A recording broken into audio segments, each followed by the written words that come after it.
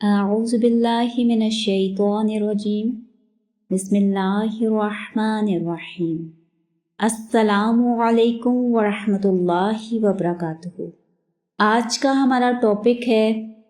زبان کے گناہ، یعنی زبان کے ذریعے جو ہم گناہ کماتے ہیں، زبان کا غلط استعمال اور اس کا ہولناک انجام، جو ہم قرآن اور حدیث سے سمجھنے کی کوشش کریں گے انشاءاللہ۔ یہ جو ہماری زبان ہے نا، یہ اصل میں ہماری بولنے کی صلاحیت ہے، اور یہ اللہ کی بہت بڑی نعمت ہے۔ یعنی اس سے ہم اپنی باتیں، اپنی ضرورتیں دوسروں کو سمجھاتے ہیں، بتا سکتے ہیں، اپنی فیلنگز یعنی جو ہمارے جذبات ہوتے ہیں، خوشی کے ہو گئے، غم کے ہو گئے، یا آپ کو کوئی تکلیف کا اظہار کرنا ہے، تو یہ سب ہم اپنی زبان کے ذریعے کرتے ہیں۔ بلکہ اس وقت جو میں آپ لوگوں سے لیکچر شیئر کر رہی ہوں، جو درس ہم کر رہے ہیں، وہ بھی زبان کی بدولت ہی ممکن ہے، اور اسی زبان سے کلمہ پڑھ کر ہم مسلمان ہوتے ہیں۔ یعنی اس زبان کی کتنی اہمیت ہے، اور یہ اللہ تعالیٰ کی کتنی بڑی نعمت ہے۔ اسی زبان سے ہم اپنے رب کی نعمتوں کا شکر ادا کرتے ہیں، اور اسی سے کفر اور ناشکری کے کلمات بھی ادا کرتے ہیں کہ پتہ نہیں میرے ساتھ ہی ہمیشہ برا ہوتا ہے، میرا تو جو ہے نا وہ ہر کام ہی غلط ہونا ہے۔ تو اس زبان کا صحیح استعمال ہمیں جنت میں لے جا سکتا ہے، اور غلط استعمال دوزخ میں گرا سکتا ہے۔ در حقیقت ہماری آخرت کو سنوارنے اور بگاڑنے میں ہماری زبان بہت اہم کردار ادا کرتی ہے۔ سورہ قاف میں اللہ تعالیٰ فرماتے ہیں کہ انسان جو بات بھی اپنی زبان سے نکالتا ہے، ایک نگران فرشتہ اس کے پاس ہر وقت تیار رہتا ہے اس کی بات کو لکھنے کے لیے۔ یعنی ہمارے ساتھ جو فرشتے ہیں نا، جو ہمارے اعمال ہر وقت لکھتے رہتے ہیں، تو ہمارے منہ سے ایک لفظ بھی نہیں نکلتا، چاہے وہ کوئی دوسرا بندہ سنے یا نہ سنے، وہ فرشتہ فوراً اس کو لکھ لیتا ہے، نوٹ کر لیتا ہے۔ اور اس حوالے سے نبی صلی اللہ علیہ وآلہ وسلم کی ایک حدیث ہے کہ بے شک بندہ کبھی اپنے اللہ کی رضامندی کا کوئی ایسا جملہ بولتا ہے اور اسے احساس بھی نہیں ہوتا کہ اس کی وجہ سے اللہ تعالیٰ اس کے درجات بلند کر دیتے ہیں، اور کبھی کبھی وہ اپنے اللہ کی نافرمانی کا کوئی ایسا جملہ بول دیتا ہے جس کی وجہ سے وہ دوزخ میں گرتا چلا جاتا ہے۔ اور ایک اور حدیث میں ہے کہ جو کوئی اللہ اور آخرت کے دن پر ایمان رکھتا ہو، اسے چاہیے کہ اچھی بات بولے، نہیں تو خاموش رہے۔ یعنی اگر بولنا ہے، اس زبان کو استعمال کرنا ہے تو اچھی بات بولیں، ادروائز خاموش رہنا جو ہے وہ بہتر ہے۔ اور قرآن پاک میں سورہ حجرات میں اللہ تعالیٰ فرماتے ہیں، اے ایمان والو، یعنی وہ لوگ جو اللہ پر ایمان رکھتے ہیں جیسے ہم مسلمان، تو اللہ تعالیٰ ہم سب کو مخاطب کر کے کچھ باتیں سمجھا رہے ہیں۔ بہت سی بدگمانیوں سے بچو، بلا شبہ بعض بدگمانیاں گناہ ہیں، اور تم ایک دوسرے کی ٹو نہ لگایا کرو، یعنی ایک دوسرے کی جاسوسی نہ کیا کرو، اور نہ ہی تم میں سے کوئی دوسرے کی غیبت کرے۔ کیا تم میں سے کوئی چاہے گا کہ اپنے مرے ہوئے بھائی کا گوشت کھائے؟ اس سے تو تم ضرور کراہت محسوس کرو گے، اور اللہ سے ڈرو، یقیناً اللہ توبہ قبول کرنے والا مہربان ہے۔ اب اس آیات کی چیزوں کو ہم سمجھ لیتے ہیں۔ سب سے پہلے اللہ تعالیٰ نے کہا کہ بدگمانی گناہ ہے۔ بدگمانی ہوتا کیا ہے؟ یعنی کسی کے بارے میں غلط سوچ رکھنا، کسی کے بارے میں غلط سوچنا، اور پھر دوسری بات اللہ نے کہی کہ کسی دوسرے کی ٹو میں نہ رہو، یعنی چھپ چھپ کے اس کی باتیں جاننے کی کوشش نہ کرو، یا دوسروں سے اس کی باتیں قریدنے کی کوشش نہ کرو، جاسوسی نہ کرو۔ اور پھر اللہ نے کہا کہ تم میں سے کوئی دوسرے کی غیبت نہ کرے۔ غیبت کیا ہوتی ہے؟ ایک دفعہ رسول صلی اللہ علیہ وآلہ وسلم نے صحابہ کرام سے پوچھا کہ کیا تم لوگوں کو پتہ ہے غیبت کیا ہے؟ صحابہ کرام نے کہا کہ اللہ اور اس کے رسول کو زیادہ بہتر پتہ ہے۔ تو حضور صلی اللہ علیہ وسلم نے کہا کہ تم اپنے بھائی کا ذکر ایسے الفاظ میں کرو اس کی غیر موجودگی میں کہ جو اگر وہ سن لے تو اس کو برا لگے. یعنی کوئی بھی ایسی بات جو آپ کسی اپنے بہن بھائی کے بارے میں کرتے ہیں اس کی غیر موجودگی میں، جب وہ وہاں پہ موجود نہیں ہے، اور اگر وہ آ جائے اور وہ سن لے وہ بات تو اس کو بہت برا لگے، تو یہ غیبت ہوتی ہے. یہ اس کی ڈیفینیشن ہے. تو ایک صحابی نے سوال کیا کہ اے رسول اللہ صلی اللہ علیہ وآلہ وسلم، اگر وہ غلط حرکت یا وہ غلط عادت اس بندے میں واقعی موجود ہو تو کیا پھر بھی یہ غیبت ہوگی؟ یعنی اس کی کوئی غلط بات ہے، کوئی غلط عادت ہے، اس کو میں کسی تیسرے بندے سے ڈسکس کر رہا ہوں یا کر رہی ہوں، تو حضور صلی اللہ علیہ وآلہ وسلم نے فرمایا کہ تبھی تو غیبت ہے. اور اگر وہ کام، وہ بری بات اس بندے میں موجود نہیں ہے اور آپ کسی تیسرے بندے سے اس کو بتا رہے ہیں اس کے بارے میں، تو وہ تو پھر بہتان ہے، وہ تو اس سے بھی بڑا گناہ ہے. تو اس لیے غیبت جو ہے کسی کی غیر موجودگی میں، چاہے آپ اس کے کپڑوں کے بارے میں کوئی بات کریں، چاہے آپ اس کے کمپلیکشن، اس کے رنگت، اس کے بال، اس کی قد قامت کے بارے میں کوئی بات کریں، اس کے پتلا اور موٹا ہونے کے بارے میں کوئی بات کریں، گورا کالا ہونے کے حوالے سے کوئی بھی بات، یا اس کی بات کرنے کے حوالے سے، یا اس کی پڑھائی، اس کی ان پڑھ ہونے کے حوالے سے کوئی بھی ایسی بات آپ اس کی غیر موجودگی میں کرتے ہیں ایسے الفاظ میں کہ جو اس کو بری لگے، تو وہ غیبت کے دائرے میں آ جاتی ہے. تو اس چیزوں سے ہمیں بچنا چاہیے. اور اس کے حوالے سے سمجھانے کے لیے اللہ تعالیٰ نے فرمایا، کیا تم میں سے کوئی چاہے گا کہ اپنے مرے ہوئے بھائی کا گوشت کھائے؟ مطلب آپ دیکھیں کہ کئی دفعہ ہماری آپس میں بہن بھائیوں کے ساتھ کسی بات پر اختلاف، کوئی لڑائی جھگڑا، کوئی جو ہے وہ ایسا معاملہ آ جاتا ہے کئی دفعہ زندگی میں کہ ہم ایک دوسرے سے ملنا جلنا چھوڑ دیتے ہیں، ناراضگی ہو جاتی ہے. لیکن اگر ہمیں پتہ چلتا ہے، خبر ملتی ہے کہ ہمارے اس بہن یا بھائی کی وفات ہو گئی ہے، وہ فوت ہو گیا ہے، تو ہم ساری ناراضگیاں، سارے شکایتیں بھول کر ہم اس کے جنازے میں چلے جاتے ہیں. ٹھیک ہے، یعنی اس کے مرنے کی وجہ سے ہم اپنی جتنی بھی رنجشیں ہیں، ہمارے دلوں میں جتنی بھی قدورتیں ہوتی ہیں، ان کو بھلا کر ہم سارا کچھ بھول جاتے ہیں، اور ایک دم سے ہمارے دل میں وہ پیار، وہ محبت آتی ہے، اور ہم کہتے ہیں کہ ہائے ہمارا بھائی، ہائے میری بہن، تو ہم جاتے ہیں اس کے جنازے میں. تو اللہ تعالیٰ یہ کہہ رہے ہیں کہ وہ بھائی اگر مرا ہوا ہے اور تم جا کر اس کے جسم سے، اس کا بازو، اس کے ٹانگ سے گوشت کاٹ کے کھانا شروع کر دو، تو کیا تمہارے لیے یہ ممکن ہے؟ تم ایسا کرو گے؟ اور ساتھ ہی اللہ تعالیٰ فرماتے ہیں کہ اس کام کو تو تم ضرور کراہت محسوس کرو گے کہ ہائے میں اپنے بھائی کو ایسے گوشت کاٹ کے کھا لوں. تو اللہ تعالیٰ کہہ رہے ہیں کہ یہ جو غیبت ہے نا، یہ بالکل اس طرح ہے کہ جیسے تم اپنے مرے ہوئے بھائی کا گوشت کھا رہے، کیونکہ وہ اس وقت وہاں پہ موجود نہیں ہے. ٹھیک ہے، تو وہ بالکل اسی طرح ہے جیسے کہ وہ ڈیڈ ہے، اور تم اس کے بارے میں غلط باتیں کر رہے ہو، تو یہ اس کے گوشت کھانے کے برابر ہے. اور اس آیت میں جن برائیوں کو نشاندہی کی ہے اس کو ہم ایک ایک کر کے مثال کے ساتھ سمجھنے کی کوشش کرتے ہیں. جیسے سب سے پہلے بدگمانی کا ذکر ہے، یعنی کسی ٹھوس ثبوت کے بغیر کسی دوسرے کے متعلق بری بات سوچنا کہ فلاں ضرور میرا برا چاہتا ہے، یا وہ میرے نقصان کے لیے اس نے یہ کام کیا ہوگا. حدیث میں آتا ہے، رسول صلی اللہ علیہ وآلہ وسلم نے فرمایا کہ تم بدگمانی سے بچو، کیونکہ بدگمانی سب سے جھوٹی بات ہے. مثال کے طور پر اس کو عام زندگی سے سمجھتے ہیں. جیسے کئی دفعہ ہم لوگ محسوس کرتے ہیں کہ میری طبیعت ٹھیک نہیں رہتی، یا میرے شوہر اکثر میرے سے ناراض ہو جاتے ہیں، جھگڑا کرتے ہیں، ضرور میری نند یا میری ساس نے کوئی جادو کروایا ہوا ہے، کوئی عمل کروایا ہوا ہے کہ ہماری آپس میں نہیں بنتی. یعنی آپ اپنی ساس، اپنی نند کے بارے میں بدگمانی کر رہے ہیں، ان کے بارے میں غلط سوچ رہے ہیں. تو اس چیز کو اللہ تعالیٰ نے گناہ کہا. اس کے بعد تجسس، دوسرے کے ٹو لگانا، دوسرے کے بارے میں کوئی پوشیدہ بات یا اس کے حالات کو جاننے کی کوشش کرنا،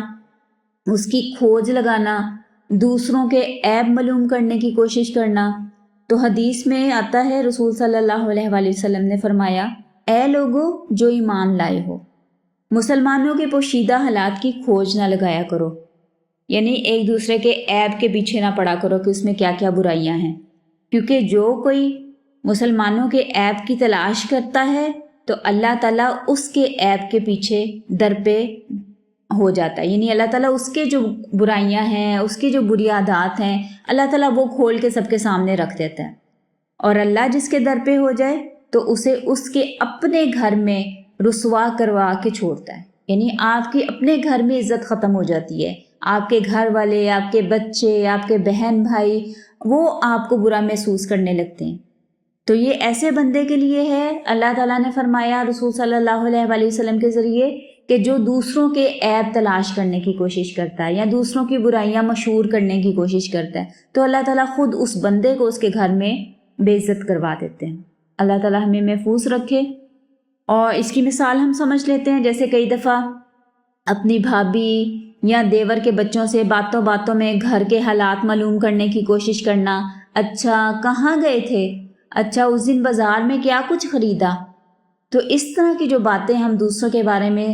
جاننے کی کوشش کرتے ہیں جن کا ہمارے لیے تو کوئی تعلق نہیں ہے، کوئی تک نہیں بنتا، تو ایسی باتوں کو جاننے سے اللہ تعالیٰ نے منع کیا۔ پھر اس کے بعد غیبت اور چغلی کا ذکر آتا ہے، کسی کی غیر موجودگی میں اس کی برائی کرنا، یا ایسے بات کرنا کہ اگر اس کے سامنے کی جائے تو اس کو بری لگے۔ مثلاً اس کو مثال سے سمجھ لیتے ہیں، اپنے کسی رشتہ دار کے عیب بیان کرنا، جیسے اپنی ساس کے بارے میں کہنا وہ تو ہر وقت جو ہے نا ایسی ایسی باتیں کرتی رہتی ہیں، یا اپنی بہو کے بارے میں کہنا اس کو تو کوئی سلیقہ ہی نہیں ہے، وہ تو ہر چیز ضائع کرتی ہے، ایسی گوار ہے۔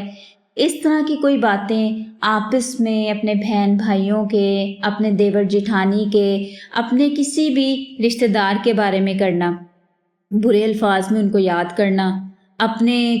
کولیگز، جیسے اگر کچھ لوگ آفس میں جاب کرتے ہیں تو اپنے باقی جو اس کے ساتھی ہیں ان کے بارے میں، ان کی بری عادات کو، ان کے خصائل پر ڈسکشن کرنا، تبصرہ کرنا۔ تو رسول صلی اللہ علیہ وآلہ وسلم کی حدیث ہے، آپ نے فرمایا کہ چغلی کرنے والا شخص جنت میں نہیں جائے گا۔ مطلب آپ سوچیں کتنی بڑی سزا ہے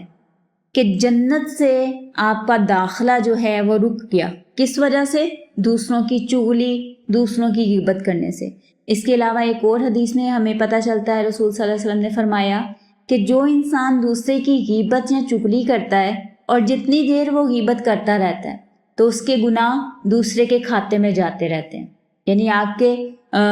اس بندے کے گناہ جس کی آپ چغلی کر رہے ہیں، اس کے گناہ آپ کے اعمال نامے میں ٹرانسفر ہو جائیں گے اور آپ کی نیکیاں اس کے اعمال نامے میں چلی جائیں گی۔ اور نیکیاں ہمارے پاس پہلے ہی کم ہوتی ہیں، تو سوچیں اس میں سے بھی دوسرے بندے کے پاس چلی جائیں۔ اس حوالے سے ایک واقعہ آتا ہے کہ قیامت والے دن کچھ لوگ اپنا اعمال نامہ دیکھیں گے تو وہ کہیں گے کہ یہ گناہ تو ہم نے کبھی کیے ہی نہیں، یہ ہمارے اعمال نامے میں کیسے آ گئے؟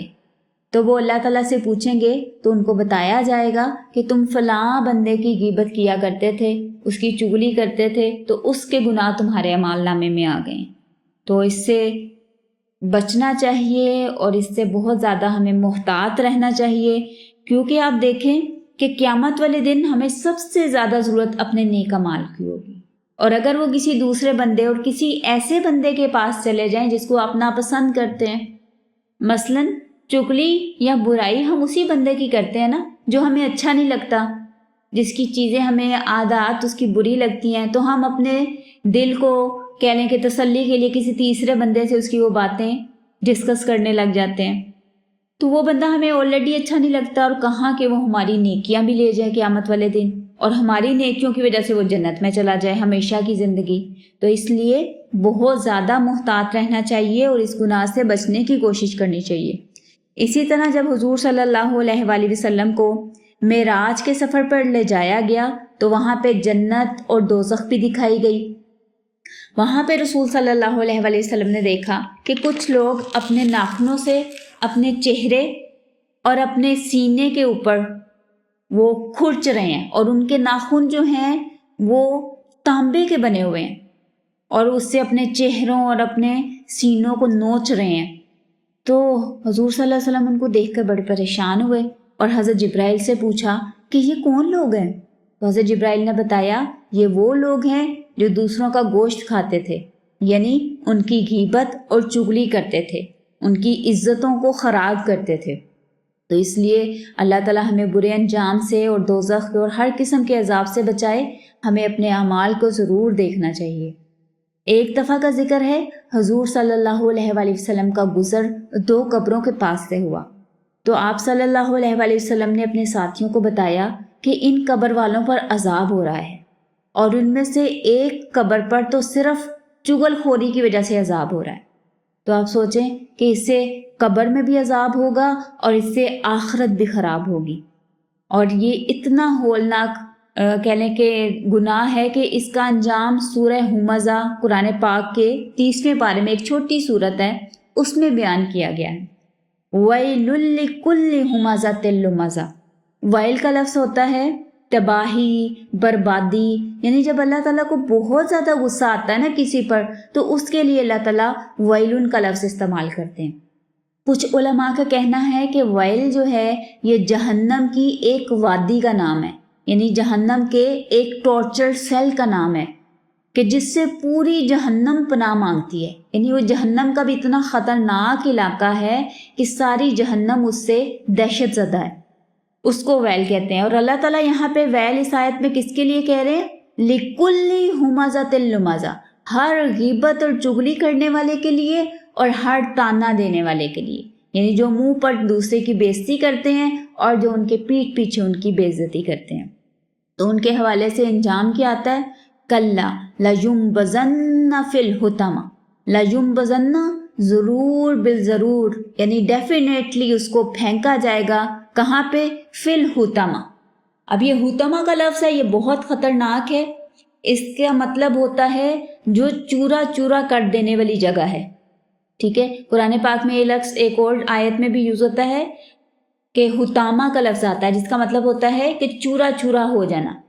جیسے ہمارے گھروں میں وہ گرائنڈر ہوتا ہے نا، جس میں ہم ڈال کے چیزوں کو گرائنڈ کرتے ہیں، چورا چورا کر لیتے ہیں، یا وہ جو دوری ہوتی ہے، ڈنڈا دوری، اس میں ہم چیزوں کو ڈال کر کوٹتے ہیں اور وہ چھوٹا چھوٹا ہو جاتے ہیں، کچلا کرتے ہیں اس کا،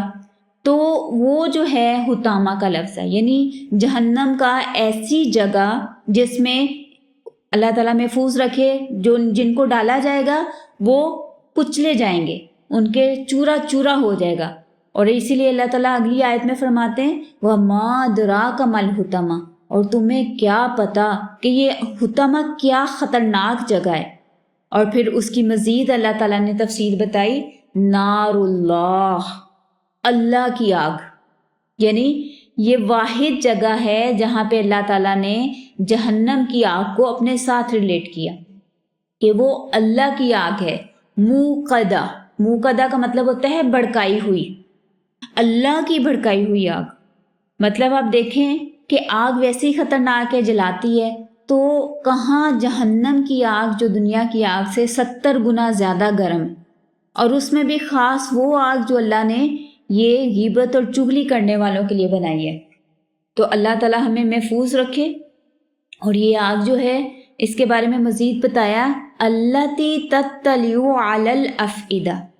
کہ یہ جو ہے یہ لوگوں کے دلوں پر لپٹ جائے گی، دلوں کے اوپر چڑھ جائے گی، یعنی ہماری ہڈیاں چورا چورا ہو جائیں گی اور یہ آگ دلوں تک پہنچ جائے، کیونکہ ابھی ہمارا دل جو ہے وہ ہمارے جسم میں ہماری یہ جو ہڈیوں کا ڈھانچہ ہے اس کے پیچھے محفوظ جگہ پر اللہ تعالیٰ نے رکھا ہوا ہے تاکہ وہ ہر قسم کے نقصان سے محفوظ رہ سکے۔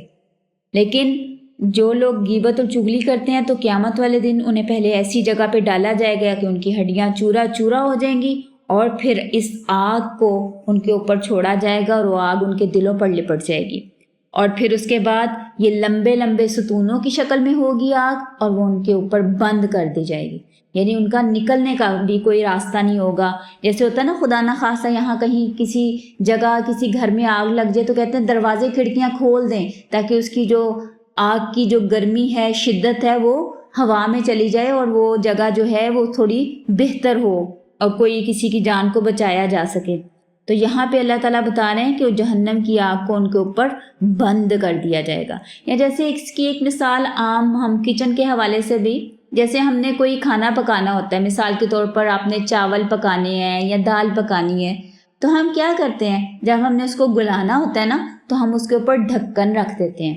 اس کو بند کر دیتے ہیں، کور کر دیتے ہیں تاکہ اس کی جو گرمی شدت ہے، جو ہیٹ ہے، بھاپ ہے، وہ اس کے اندر ہی رہے اور اس شدت میں وہ چاول یا وہ دال جو ہے وہ پک کر گل جاتی ہے۔ تو یہاں پہ اس کی جہنم کی آگ کی شدت کو بڑھانے کے لیے یہ آگ ان کے اوپر بند کر دی جائے گی۔ تو اللہ تعالیٰ ہمیں محفوظ رکھے اور خود بھی کوشش کریں کہ دوسروں کی برائیاں، دوسروں کی غلط باتیں ایک دوسرے سے ڈسکس کرنے، ایک دوسرے سے بات کرنے سے اس سے محفوظ رہیں، اپنے آپ کو بچائیں۔ اور غیبت کے کفارے کے حوالے سے رسول صلی اللہ علیہ وسلم نے فرمایا کہ غیبت کا کفارہ یہ ہے کہ جس کی آپ نے غیبت کی ہو اس کی اور اپنی مغفرت کی دعا کریں، یعنی آپ اللہ سے دعا کریں کہ اللہ تعالیٰ میرے سے غلطی ہو گئی، میں نے اس شخص کی برائی کر دی، آپ اس کو بخش دیں اور آپ مجھے بھی بخش دیں، ٹھیک ہے، یعنی اپنا دل اس کی طرف سے صاف کر دیں۔ اور زبان کی ان برائیوں سے بچنے کا طریقہ کیا ہے کہ جیسے ہی کسی کے بارے میں کوئی غلط بات آپ کے ذہن میں آئے، بدگمانی یا غیبت کا خیال آئے تو فوراً اعوذ باللہ پڑھیں، اللہ کی پناہ میں آ جائیں، کیونکہ شیطان جو ہے وہ چاہتا ہے کہ آپ کو غلط کاموں میں الجھا کر آپ کو جہنم میں لے جائے۔ مطلب جب ہم اعوذ باللہ پڑھتے ہیں تو ہم اللہ تعالیٰ کی پناہ میں آ جاتے ہیں، اللہ تعالیٰ کی حفاظت میں آ جاتے ہیں۔ اور قرآن پاک میں بھی اللہ تعالیٰ نے فرمایا ہے کہ جب بھی تمہیں لگے کہ شیطان تمہیں غلط کاموں کی طرف یا گناہوں کی طرف مائل کر رہا ہے تو فوراً اللہ کی پناہ میں آ جاؤ، بے شک وہ سارا کچھ سنتا اور سارا کچھ جانتا ہے۔ اور اپنی آخرت کے بارے میں سوچیں کہ قیامت کے دن جس کی میں غیبت کروں گی میری ساری نیکیاں اس کے پاس چلی جائیں گی،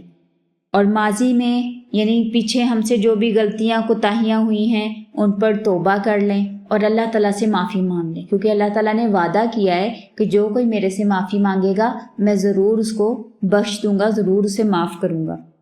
اور اللہ سے اپنے دل کی بیماریوں کی شفا کی دعا کریں اور اللہ سے کثرت سے دعا کریں کہ اللہ تعالیٰ میرے دل کو صاف کر دیں اور ایسا بنا دیں جو آپ کو پسند ہے۔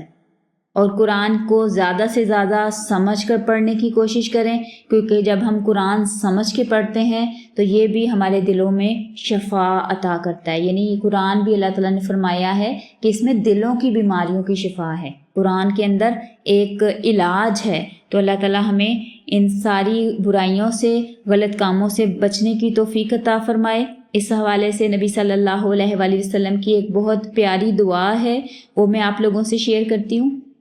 اللہم انی اعوذ بکا، کہ اللہ میں آپ کی پناہ مانگتی ہوں، آپ کی حفاظت میں آتی ہوں، من منکرات الاخلاق، یعنی اخلاق کی برائیوں سے، جو برے اخلاق کی چیزیں ہیں، جو بری عادات ہیں ان سے میں آپ کی پناہ میں آتی ہوں، والاعمال، اور برے اعمال کرنے سے بھی آپ کی پناہ مانگتی ہوں، والاہواء، بری خواہشات سے، والادواء، اور بری دعاؤں سے، یعنی ایسی کوئی بات کہنا، اللہ سے ایسی کوئی دعا مانگنا جو میرے لیے بری ہو۔ تو اللہ تعالیٰ سے ہم یہ دعا مانگ سکتے ہیں کہ اللہ تعالیٰ ہمیں ہر قسم کی برائی سے اپنی حفاظت میں رکھے۔ میں رپیٹ کر دیتی ہوں، اللہم انی اعوذ بکا من منکرات الاخلاق والاعمال والاہواء والادواء۔ تو اس کے ساتھ ہی ہم آج کا اپنا لیسن فنش کرتے ہیں۔ سبحانک اللہم و بحمدک، نشہد ان لا الہ الا انت ونستغفرک ونتوب الیک۔